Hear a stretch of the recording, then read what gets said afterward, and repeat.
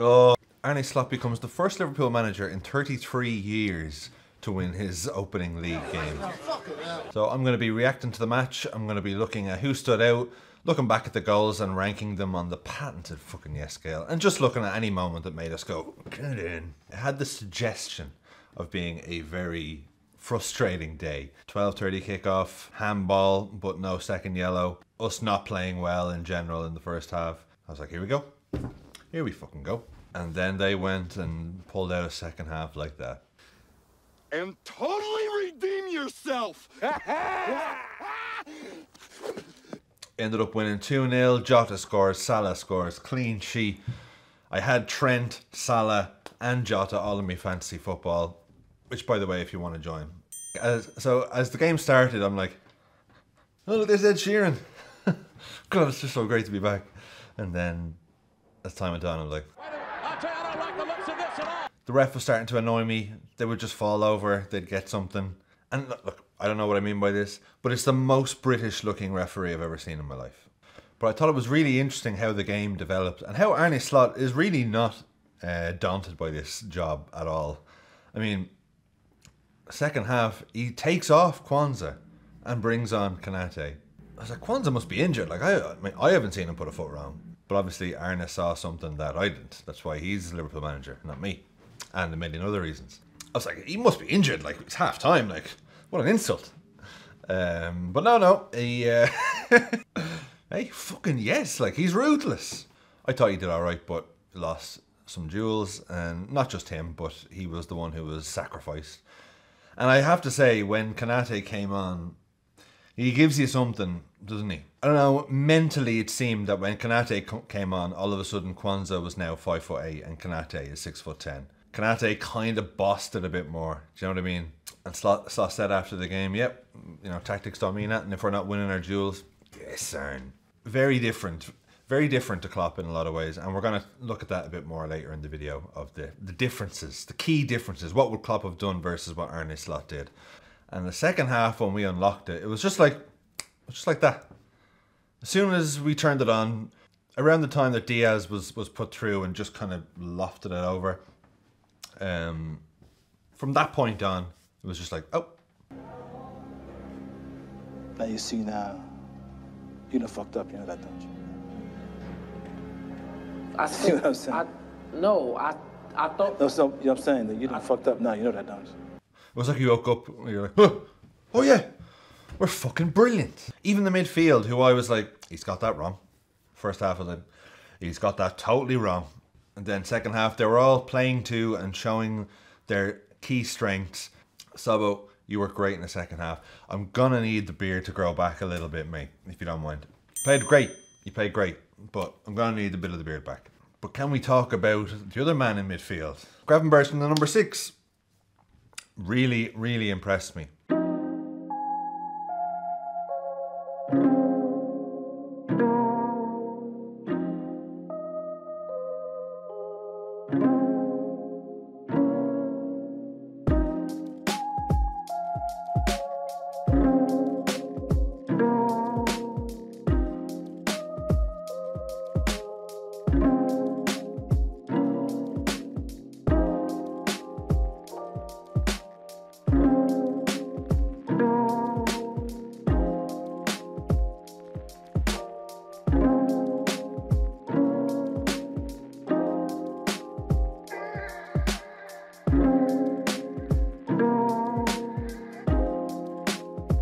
Look, he's not the finished article. He's not a permanent solution there, I don't think. But we predicted it last week. Gravenberch will excel in the number 6.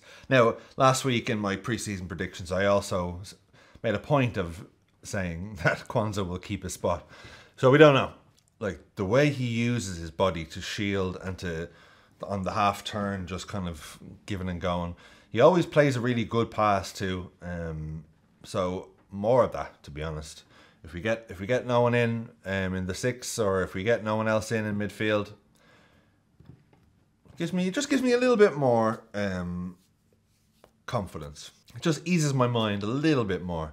Look, he's not going to be the finished article. Probably off the ball and, you know, defending and stuff like that. He'll need a bit more, but did very well. Anyway, let's stop beating around the bush and let's talk about the first goal. This is like the Arne Slot special.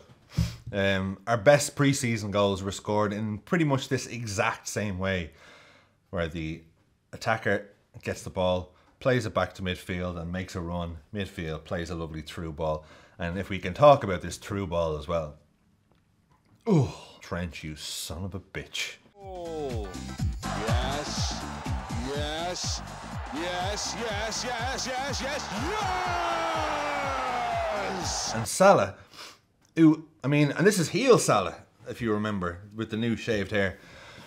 He's supposed to be heel Salah, but he's friendlier than ever. I 100% expected him to shoot, as we know how much Salah absolutely adores scoring goals. But he played the right ball, just a beautifully weighted pass to Jota. Again, all along the ground, just very, very pleasing. And then Jota, he doesn't make the same mistake twice. You're not going to give him another chance and expect to escape with your lives. I'm there watching it, and my girlfriend was asking me, she was like, oh, can you just go and get me this? And I was like, yeah, just one sec. And I'm like watching the match. Jota scored straight away. I'm like, and you wanted me to leave the room? Why'd I miss that? She's so happy football's back. But the big question is, where does it rank on the patented fucking yes scale? It's a 9. Yeah, I know. For the fact that it's very much already we can identify that as very much a slot goal. Liverpool have done this a few times in pre-season to great acclaim. You got Trent pinging passes absolutely wherever he wants from the right back position. Salah running on, unselfishly passing to Jota, and Jota being clinical. What a feeling. And then 5 minutes later, he bloody did it again. Lovely pass from Van Dijk. That's what he does. Salah to Sabo, gets a little lucky touch. And Salah. There's the smile. That's the smile we want to see. He loves goals. Fucking yes scale for Salah's goal. It's a 7. Great to see that smile back. That's what it's all about. And honestly, you know, the fact that it was a 12:30 kickoff and we won 2-0, I mean, that's like 4-0 in regular 3 p.m. kickoff time.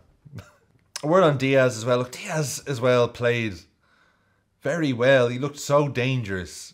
It was just honestly that. It's like, my only criticism with Diaz is like, and I want to love him unconditionally, but if he just tightens up the finishing, if I could just merge the physicality and final product of Gakpo and the everything else of Diaz and merge them into one. But I mean, I'd give Diaz a solid 7 out of 10 in this game, and I'm still complaining. How lucky are we? But it was just like, it's just like in FIFA where you're up against a low ranked team and you're like, oh, they're actually all right. And then it gets to about 60 minutes in the game and you're like, oh, there's stamina. And it was like that in this one. They couldn't keep it up. Liverpool were just like, now you're going to get it. And also, if I can say, on a completely separate note, Ipswich has the loudest PA I've ever heard in my life. So loud I could hear what the announcer was thinking.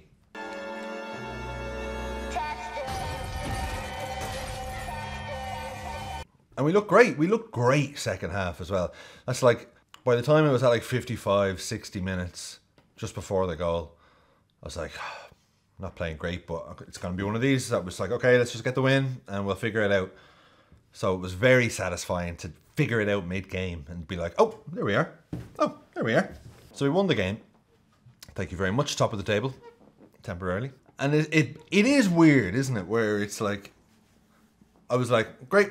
Slot's going to come on now and hug all the players on the pitch and, you know, whisper sweet nothings in their ear. But it wasn't like that. Very professional. I tell you, just a few of the differences between Slot and Klopp, right? So obviously you'd have that with, like, this was the part that was a bit weird, where it was like we scored a goal and like, show me the manager, show me the minute. Like, oh wait, oh okay. So he's not screaming in the linesman's face.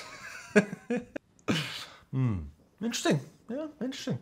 I seen some fans were annoyed that he didn't go over and wave to them. I mean, grow up.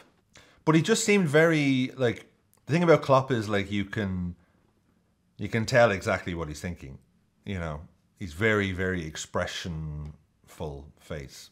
Whereas Arne Slot's a bit more like, you don't know what I'm thinking. Quansah, get off.